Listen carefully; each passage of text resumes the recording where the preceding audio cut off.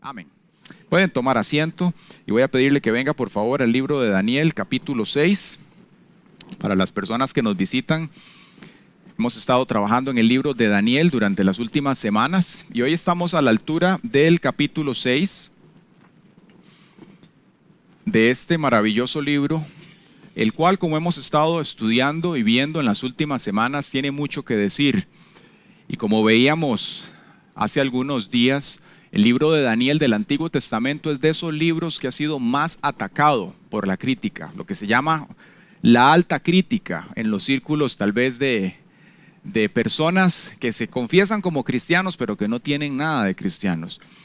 Y las razones por las cuales se ataca el libro de Daniel son bien particulares y una de ellas es que como libro tiene algo bien particular, que es que anticipa cosas que en este momento pues ya se han cumplido, pero que en el momento en el cual el libro fue escrito no tenían forma de saberlas. Cosas como el levantamiento de ciertos imperios, que vamos a ver a más detalle todavía en las próximas semanas, son vistas en el libro de Daniel. Cómo Dios le da este sueño a Nabucodonosor, lo vimos en el capítulo 2, en el cual se le muestra una estatua. Y cuando no se encuentra nadie que pueda interpretar ese sueño, mandan a llamar a este muchacho Daniel para que lo interprete. Y vimos cómo Daniel, pues básicamente se encuentra en Babilonia, no porque es su hogar, no es su tierra natal. Él y la nación de Israel, puntualmente, fueron llevados ahí como gente exiliada por una razón. Y era que cuando Israel estaba en su tierra natal, en Canaán, ellos desobedecieron pautas que Dios les había dado. Lo hemos visto, que está en el Antiguo Testamento.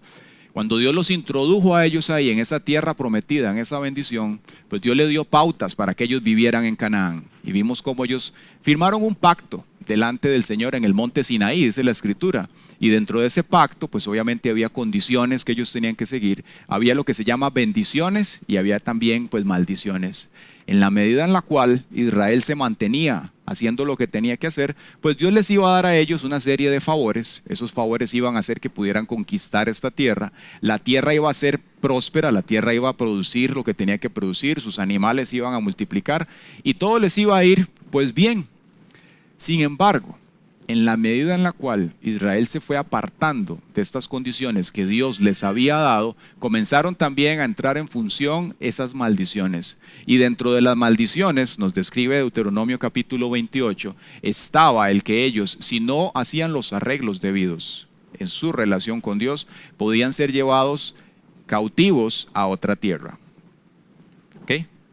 Es decir, caminar con el Señor tiene un orden. Nosotros tenemos que adecuarnos a ese orden que el Señor nos dice. Pues nos muestra la historia de Israel, que ellos pues no acataron el vivir como el Señor les había dicho y son llevados cautivos. Son llevados en varios grupos, pero dos grupos importantes son el de la nación del norte o la tierra del norte y luego lo que se llama la tierra del sur, donde estaba Judá y donde estaba Daniel. Y considero importante, quise traer un poco de contexto histórico para que entendamos, no nos vamos a enfocar demasiado y no se aturda con todo lo que estamos viendo acá, pero quise traerlo como para entender lo que vamos a leer el día de hoy. Porque Daniel tiene dos partes, es decir, del capítulo 1 al capítulo 6 vemos básicamente una narrativa, es decir, una historia de lo que este hombre vivió, de lo que Israel estaba pasando. Pero del capítulo 7 en adelante lo que vamos a ver es una interpretación profética de lo que va a pasar en el futuro. Es decir, Dios le muestra a Daniel lo que va a pasar a posteriori. Y por eso es importante que nosotros comprendamos pues cómo está escrito el libro. De la misma manera que cualquier cosa que uno lee, entenderlo, ¿verdad? Entender la estructura y el mensaje que esto tiene. ¿Por qué es importante que nosotros como hijos de Dios entendamos esto que estamos viendo acá? Porque como creyentes, como cristianos que nosotros somos, estamos viviendo en una realidad anticipada por la palabra de Dios. ¿Sí? Y ese tiempo en el cual nosotros estamos viviendo, que usted lo ve muy complejo, que vemos que hay revoluciones de todo tipo, que hay hemos llamado deconstrucción de la verdad, vemos diferentes movimientos que se levantan para debatir y para poner en tela de duda el status quo y todo lo que hemos conocido hoy como normal. Todos esos movimientos que usted ve que emergen en la sociedad tienen una fuente en común y todo esto está escrito. el que nosotros comprendamos la historia desde la perspectiva de la palabra nos enseña también a cómo tenemos que responder a todos estos movimientos que hay allá afuera. Y también como iglesia saber cómo hay que orar y educar a nuestros hijos para que en esta realidad en la cual nosotros estamos viviendo, pues podamos caminar de una manera sabia. Amén. Entendiendo los tiempos, dice la Escritura, en los cuales estamos viviendo. Entonces, si usted ve en este gráfico que estamos viendo aquí, ¿verdad? La parte de arriba, voy a marcarla acá, esta parte que está aquí, nos muestra básicamente lo que es el imperio babilónico, ¿verdad? Cómo el imperio babilónico llegó de los años 640 al 550, ¿verdad? Fue básicamente la operación que ellos desarrollaron, ¿verdad? Y en la línea azul que vemos acá abajo dice cautiverio judío de 70 años. Este es el periodo que estábamos hablando antes, cuando Israel desobedece y es sacado de su tierra y llevado a Babilonia. Dios en su misericordia le dice a Israel también que si bien ellos van a llegar a Babilonia y va a ser un periodo pues no muy lindo, Él los va a sacar de ahí y que va a tomar 70 años, ¿verdad? Pues Israel de entrada no quería, ¿verdad? Vemos cómo hubo ciertas revueltas para tratar de salir, pero no había forma en la cual ellos pudieran salir de este gran poder que era Babilonia, ¿verdad? Es decir, 600 años antes de Jesucristo, Babilonia era la potencia imperante, ellos estaban dominando el mundo, estaban conquistando un montón de tierras y básicamente Israel y Judá viene a ser una provincia de Babilonia, ¿verdad? Después de esto, entramos justamente en lo que es el capítulo 6, ¿verdad? Y esta parte que estamos viendo acá tiene que ver ahora con el imperio medo-persa. Después vamos a ver lo que ocurre después de Persia también, ¿verdad? Pero el capítulo que nos corresponde hoy hablar es básicamente este, ¿verdad? Esa transición del imperio babilónico que había conquistado este montón de pueblos en Medio Oriente, cae. Eso lo vimos hace 15 días. Y cuando caen a mano de los persas, ahora estas naciones que habían sido conquistadas, pues no quedan a la libre, sino que Persia también los gobierna. Pero Persia tenía una política para administrar las naciones que habían conquistado totalmente diferente a la cual se manejaba en Babilonia, ¿verdad? Pensemos en nuestros días cómo puede ser. Una empresa más grande compra otra y luego viene una empresa más grande que estas dos y las compra, pero con una cultura organizacional totalmente distinta. Era exactamente lo mismo. Ese es el preámbulo para ver lo que vamos a ver hoy en el capítulo 6. Entonces vamos a leerlo. Daniel capítulo 6 es uno de los pasajes más famosos de este libro, ¿verdad? Creo que todos en algún momento en la escuelita dominical o en películas lo hemos visto. Es Daniel en el foso de los leones, ¿verdad? Entonces leo para ustedes, leo de la Nueva Traducción Viviente, Daniel capítulo 6, en el versículo 1 dice de la siguiente manera: Darío, el Medo, decidió dividir el reino en 120 provincias y nombró a un alto funcionario para gobernar cada provincia. Asimismo, el rey escogió a Daniel y a 2 personas más como administradores para que supervisaran a los altos funcionarios y protegieran los intereses del rey. Pronto Daniel demostró ser más capaz que los otros administradores y altos funcionarios. Debido a la gran destreza administrativa de Daniel, el rey hizo planes para ponerlo frente al gobierno de todo el imperio. Entonces los demás administradores y altos funcionarios comenzaron a buscar alguna falta en la manera en que Daniel conducía los asuntos del gobierno, pero no encontraron nada que pudieran criticar o condenar. Era fiel, siempre responsable y totalmente digno de confianza. Finalmente llegaron a la siguiente conclusión: nuestra única posibilidad de encontrar algún motivo para acusar a Daniel será en relación con las normas de su religión. Así que los administradores y los altos funcionarios se presentaron ante el rey y dijeron: ¡Que viva el rey Darío! Todos nosotros, administradores, autoridades, altos funcionarios, asesores y gobernadores, nos hemos puesto de acuerdo en que el rey apruebe una ley que se haga cumplir estrictamente. Ordene usted que en los próximos 30 días todo aquel que ore a quien sea, divino o humano, excepto a usted, su majestad, sea arrojado al foso de los leones. Ahora bien, su majestad emita y firme esta ley de tal modo que no pueda ser alterada. Una ley oficial de los medos y de los persas que no puede ser revocada. Así que el rey Darío firmó la ley. Sin embargo, cuando Daniel oyó que se había firmado la ley, fue a su casa y se arrodilló como de costumbre en la habitación de la planta alta. con las ventanas abiertas que se orientaban hacia Jerusalén, oraba 3 veces al día, tal como siempre lo había hecho, dando gracias a su Dios. Entonces los funcionarios fueron juntos a la casa de Daniel y lo encontraron orando y pidiéndole a Dios que lo ayudara. De manera que fueron directo al rey y le recordaron el decreto. ¿No firmó usted una ley por la cual durante los próximos 30 días todo aquel que ore a quien sea, divino o humano, excepto a usted, su majestad, sea arrojado al foso de los leones? Sí, contestó el rey. Esa decisión sigue en pie. Es una ley oficial de los medos y de los persas que no puede ser revocada. Entonces le dijeron al rey: ese hombre Daniel, uno de los cautivos de Judá, no hace caso a usted ni a su ley. Sigue orando a su Dios 3 veces al día. Al oír esto, el rey se angustió mucho y procuró encontrar un modo de salvar a Daniel. Pasó el resto del día buscando una manera de librarlo de ese aprieto.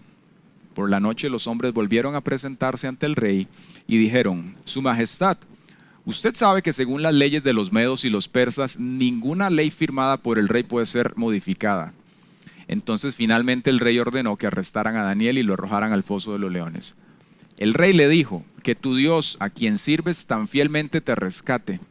Así que trajeron una piedra y la colocaron sobre la boca del foso. El rey selló la piedra con su sello real y los sellos de sus nobles para que nadie pudiera rescatar a Daniel. Luego el rey regresó al palacio y pasó la noche en ayuno. Rechazó sus entretenimientos habituales y no pudo dormir en toda la noche. Muy temprano a la mañana siguiente, el rey se levantó y fue deprisa al foso de los leones. Cuando llegó allí, gritó con angustia: Daniel, siervo del Dios viviente, ¿pudo tu Dios, a quien sirves tan fielmente, rescatarte de los leones?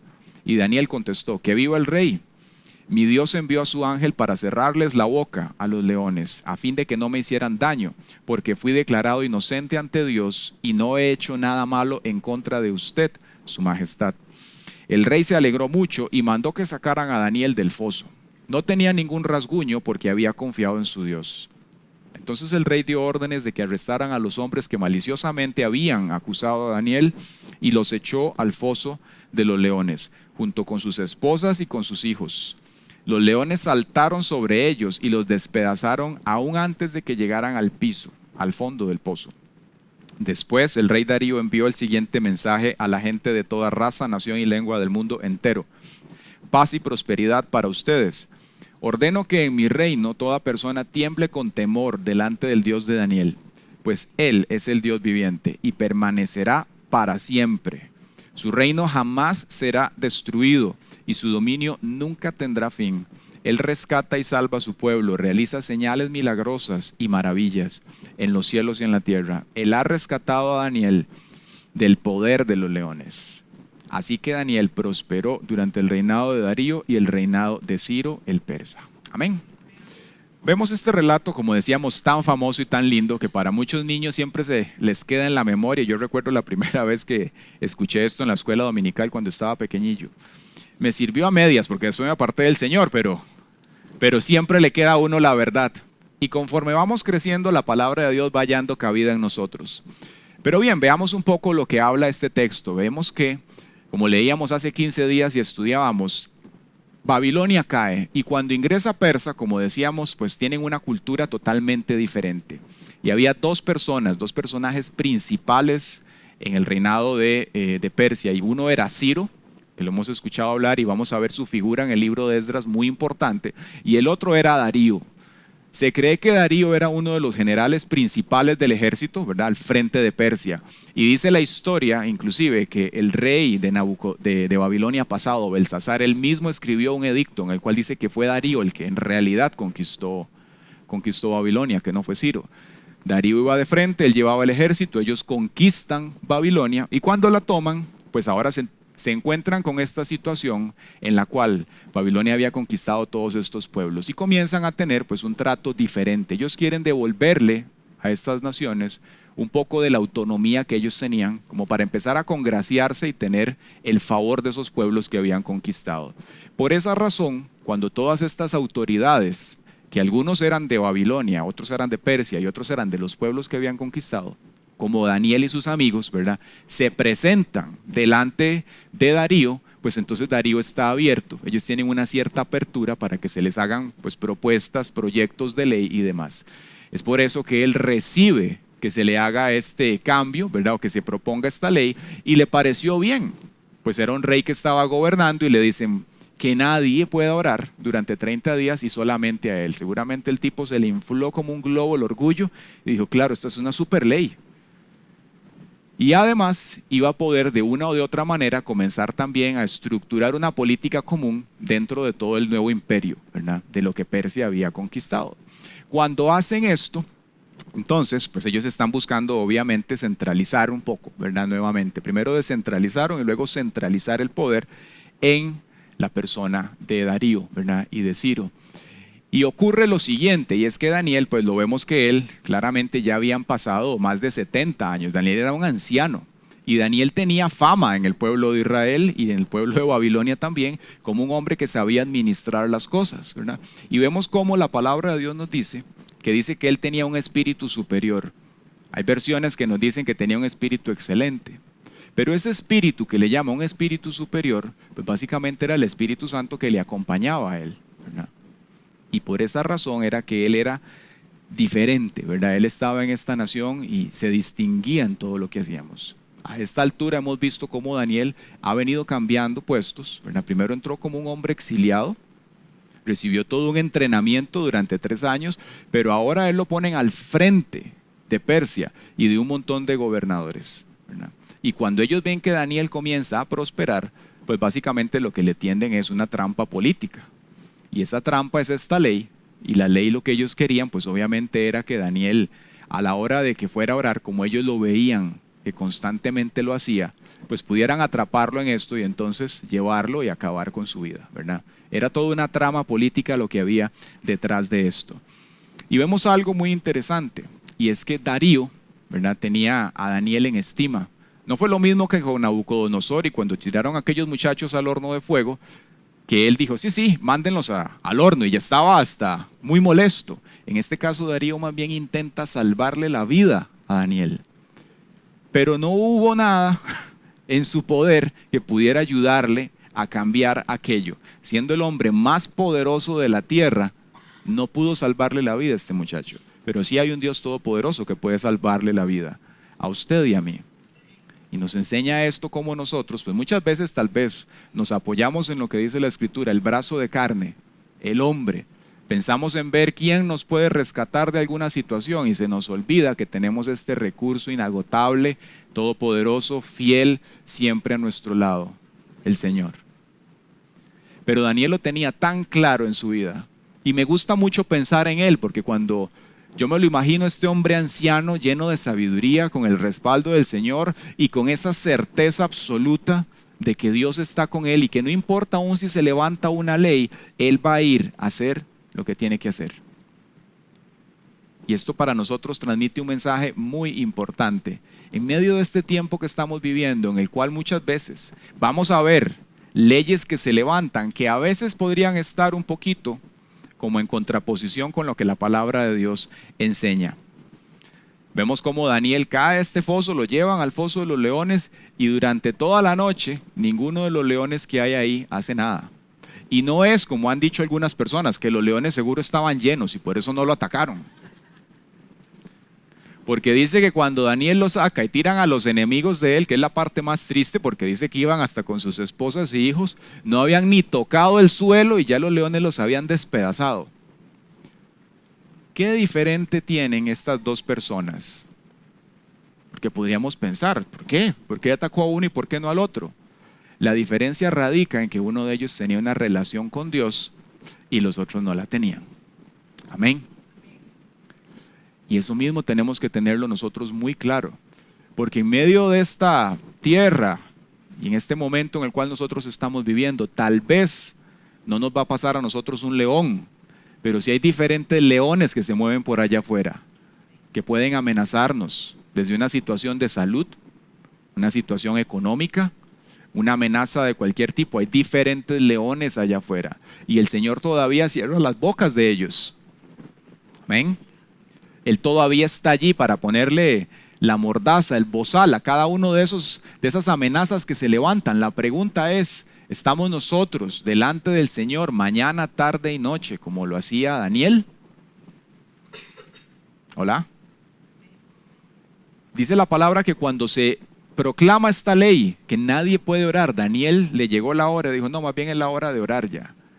Y él se acerca y va al punto de encuentro en el cual él hace lo que tiene que hacer. ¿Quién dice amén? Y vemos algo muy interesante aquí, es las características de Daniel. Cómo Daniel vivía su vida en público, pero cómo vivía también a lo interno, su vida personal con el Señor. En público, Daniel era una persona de un testimonio intachable. Tanto así que cuando dice que estos hombres se ponen de acuerdo para hacer esta ley, no fue lo primero que pensaron.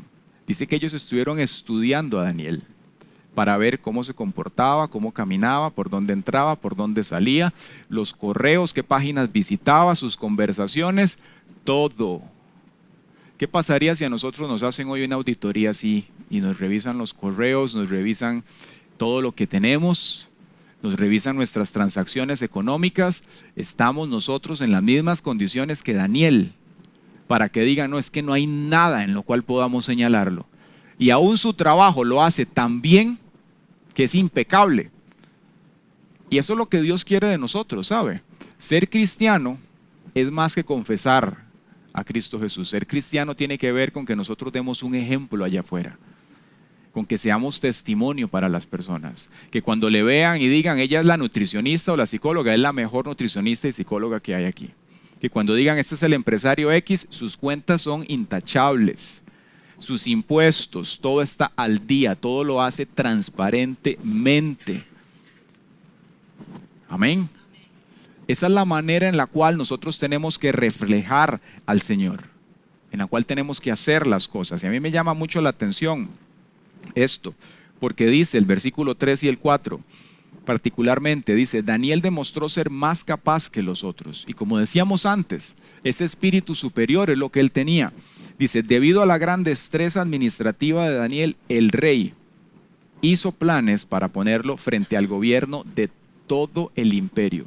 Pensemos en este muchacho que llegó como un exiliado a una nación, un extranjero en otra tierra, un hombre que llegó, como dicen aquí, con una mano adelante y otra atrás, habiendo perdido familiares, habiendo perdido lo más importante, viendo su nación arrasada. Años después, este hombre está al frente de un imperio. ¡Qué maravilla!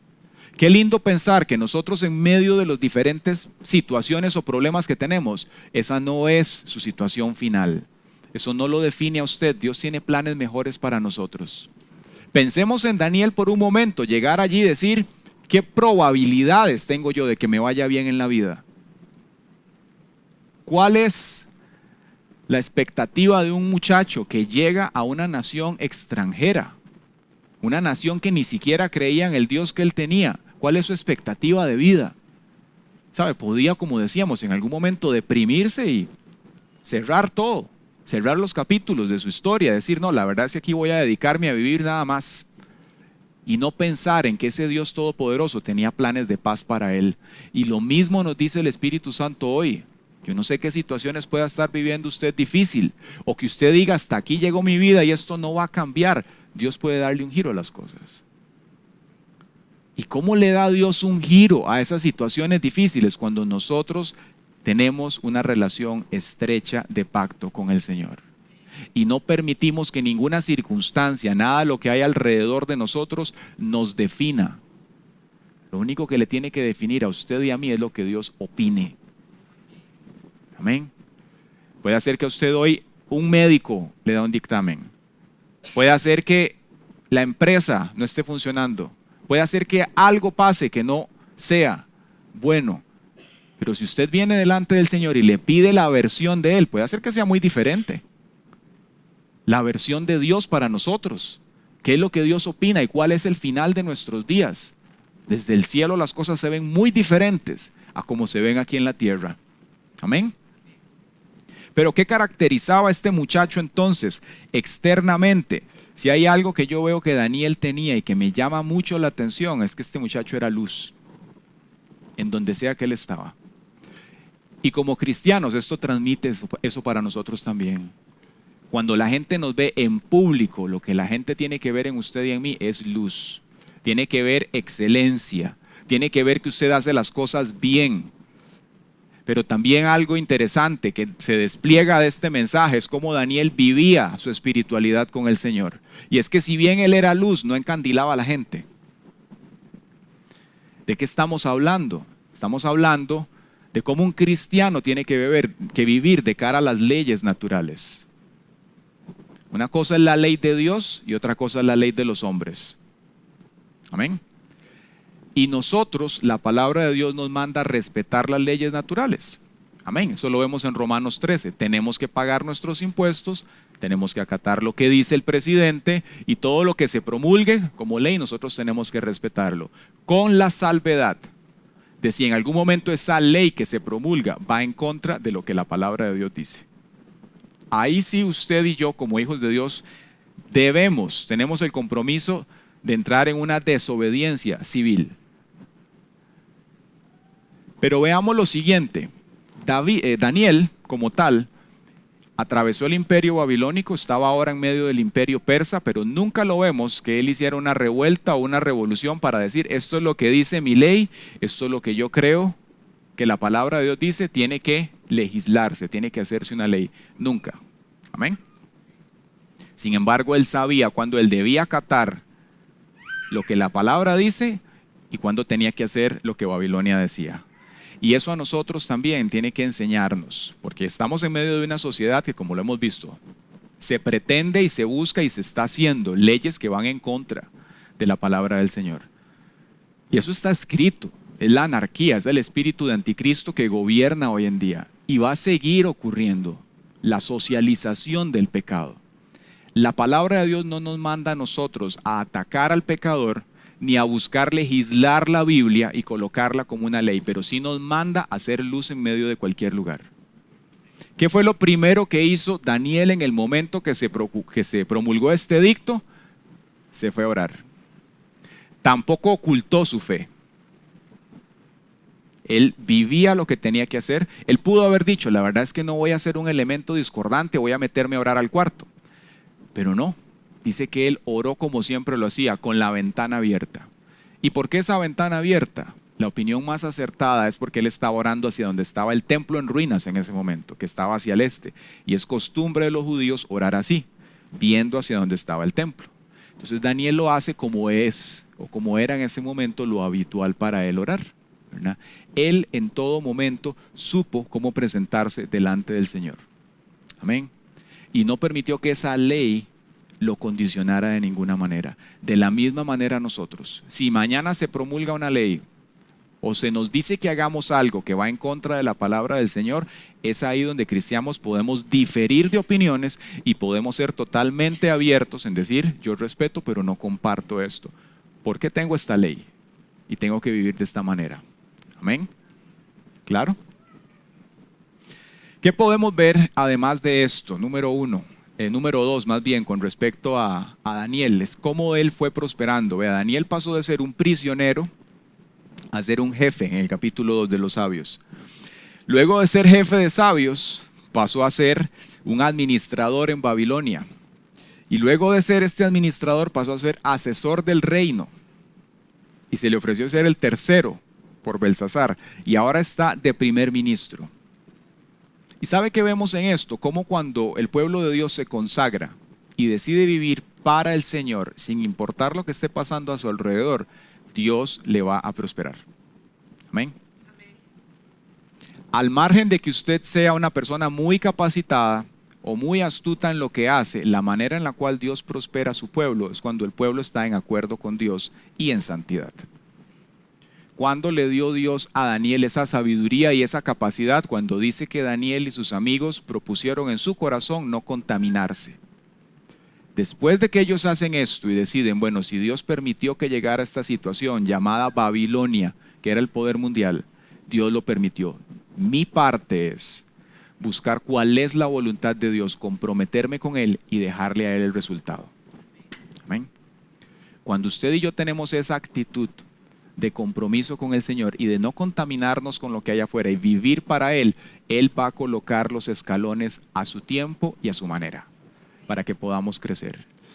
Ese es el patrón que usted va a ver a lo largo de la Escritura, bien marcado para Dios prosperar a su pueblo. Porque Dios nos prospera y está escrito.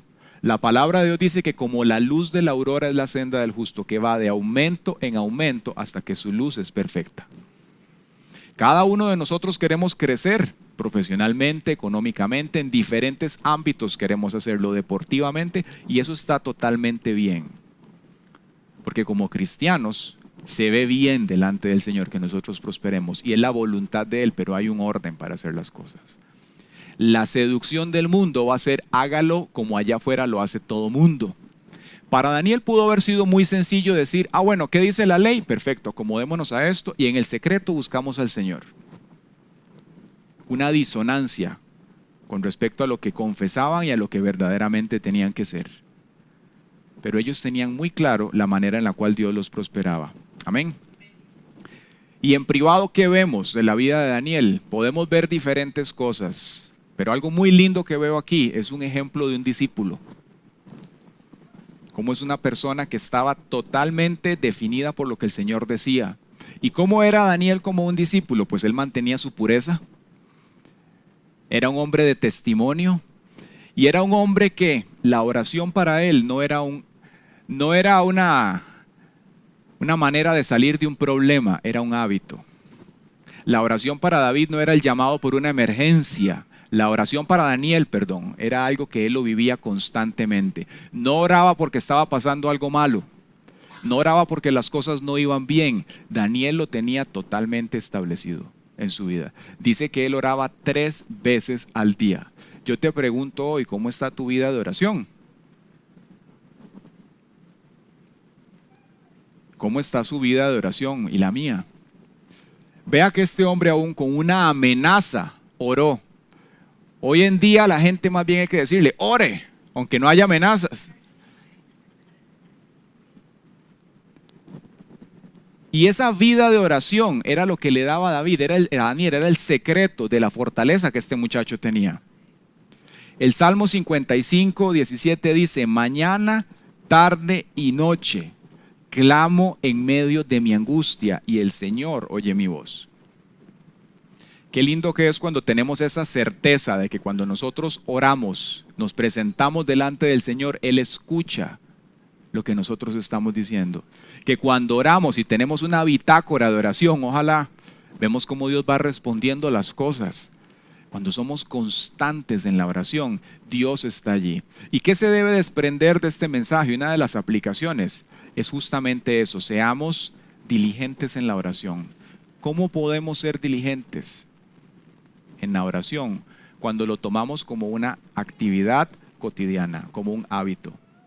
¿Qué tenemos que tener para poder hacerlo? 3 cosas. Defina tiempo, lugar y también elimine todo lo que hay allá afuera. Es decir, establezcase un horario. Nada ocurre si usted no lo establece en la agenda. Lo que ocurre es más bien que nos damos cuenta que pasaron los días y no hemos hecho lo que teníamos que hacer. Pero cuando usted marca su cancha, cuando usted marca el espacio y usted dice, este es el momento para orar, este es mi horario para orar. No importa lo que se establezca y lo que se levante, usted se mantiene ahí y Dios le va a respaldar. Defina un tiempo de oración y ojalá que sean varios al día, al menos como Daniel, mañana, tarde y noche.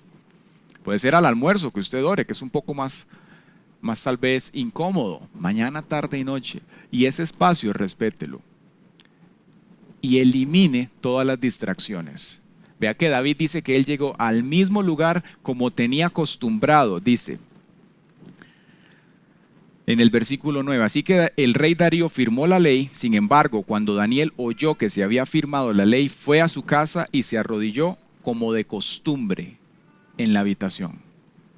Como de costumbre, de la planta alta, con las ventanas abiertas que se orientaban hacia Jerusalén. Oraba 3 veces al día, tal como siempre lo había hecho, dando gracias a su Dios. ¿Cómo es nuestra vida de oración?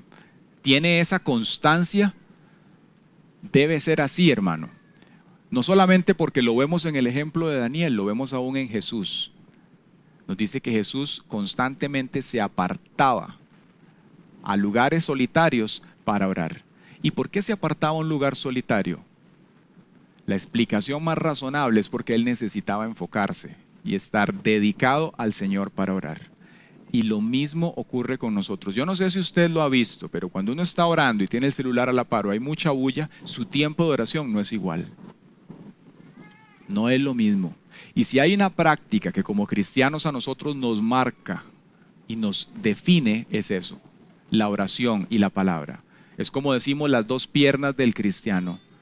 Por tanto, si vamos a extraer algo de esto, es eso, defina su tiempo, defina un lugar en el cual vamos a orar y que nada de lo que venga lo saque de eso.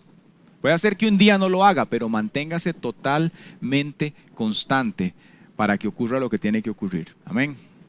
Entonces, en público, este era un hombre que era luz, pero no andaba encandilando a la gente con su luz. Él vivía siendo testimonio en todo momento. En privado era un hombre de profunda oración y constante en lo que hacía.